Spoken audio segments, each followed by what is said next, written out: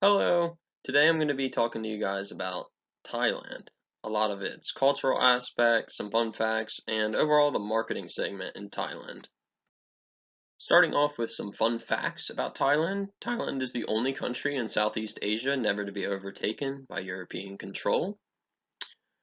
Thailand is the home to the world's smallest mammal, the bumblebee bat. You can see it's about the size of the tip of your finger. There's also a festival dedicated to monkeys in Lepurai. It's a pretty cool experience. The monkeys are actually on a buffet and eat a whole bunch of food. And finally, the act of logging is illegal in Thailand. This was due to the major deforestation happening in Thailand, and to stop that, they made logging completely illegal. Now, talking about Thailand's culture. In Thailand, most are Buddhists, almost 90% of the population. Now in the US, the biggest religion is Christianity, and that's close to about 60%. So big difference in religion. And food. Food is really important, and also families in Thailand. Social gatherings is a big aspect of food together. While in the United States, more people are just starting to eat on the go and alone, really when they have time and moving away from the home family dinners. Respect plays also a large character here. There's between age and power. You always respect your elders and those above you, especially when you're greeting somebody else. It's almost owed to the community, the respect. And in the US, a lot of people are viewed as equals. We kind of just shake hands and go about the day. Also, with same-sex marriage, it is an uneasy topic in Thailand, while in the US, it's becoming very acceptable.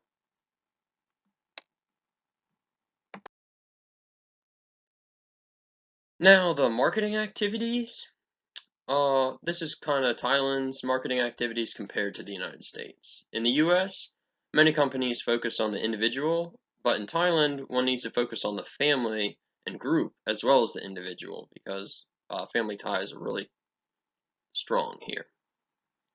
Because of large religion differences, companies should also promote Buddhist beliefs and create products that support that way of life rather than a lot of Christianity companies here or ones that promote any other religion that isn't practiced here because it is really disrespected if you present a company in that way. Also, Thailand's a brand where the countries are willing to pay for quality brands. You may think they are more of a lower income country, which they are, but the individuals who do have money like to be presented in a higher way. That's kind of relates to that respect aspect, how the people of higher stature want to be respected more. In the US, they also do a lot of research before they purchase, but in Thailand, they're more of an impulse buyer. The United States is also spends a large amount on mass media advertisement, but since Thailand's more of a community based, mass media isn't a strong tactic here, and more of a local level of word of mouth is what is the strongest marketing tactic in Thailand. Now, one brand that I think the United States should start to offer in Thailand and open up a store of is Patagonia. It's a really popular US apparel brand, and it supports the environment and has a positive view on ethics. Now, one might ask, why would I choose Patagonia? Well, the forest means a lot to Thailand. Obviously, you saw it's illegal to do logging there, and Patagonia supports environmental acts and puts money towards preserving the earth. Also, Patagonia is a family-based company, sorry, and aligns nicely with that Thailand culture of family as a whole. Another one is brands that of status are important to citizens in Thailand. And as you may probably know, Patagonia is a pretty nice brand, and a lot of people of higher up class wear that, so that would go along well with that characteristic.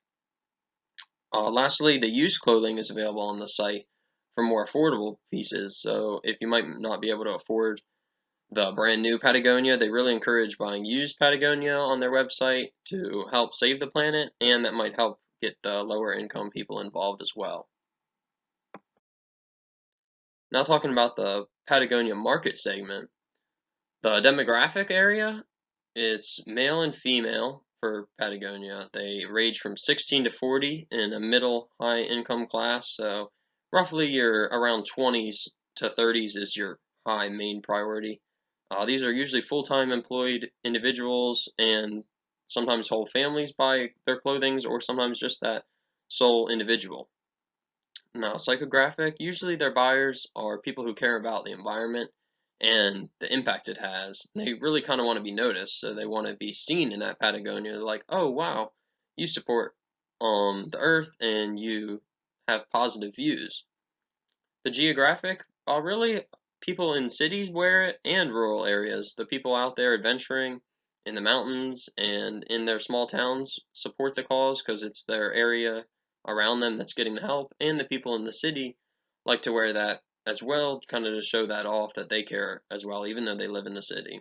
Now, the user behavior usually enjoys nature, being outdoors, and also social activities. You see a lot of people in school wearing them, like kind of the people outgoing like to wear that, but also introverts like to wear Patagonia too. It's kind of a good, stable middle ground brand that kind of can support everybody. Now, why this segment in Thailand? Well, 90% of the Thailand citizens are between 20 and 24, and that's really that target market for Patagonia, so it kind of fits right in that line. Now, also, ties are very respectful and notice prestige around them, and that kind of goes with the Patagonia brand. So you see someone else wearing that brand, you think kind of different of that person. You're like, wow, that person might be really caring, or they might actually care about the future, and that goes along well with the statement there in Thailand. And they care about the environment. They live in a they're friendly people. You can kind of see that as that goes along with the same thing. Now, one thing you might not know is Yeti is introduced to Thailand, and you think, wow, Yeti's kind of expensive. I'm not sure if these people in Thailand have enough money to buy this, or are they outdoorsy enough? Well, the sales have been really good there, and people have bought it, and Patagonia is pretty similar topic, a product that goes along there with Yeti. So if Yeti could sell there, I really believe Patagonia could sell there too. Now, Bangkok is a higher class busy area in Thailand, and this is where a large part of the population is too. I think roughly 40% of the population in Thailand live there, and these are the people who are going to have the money to buy these products. And once like it gets into the communities and the word of mouth goes about it, I think that the brand will spread fast in that area. And overall, here's some references of what I used to figure out about Patagonia's standings, marketing tactics, and all about Thailand. Thank you.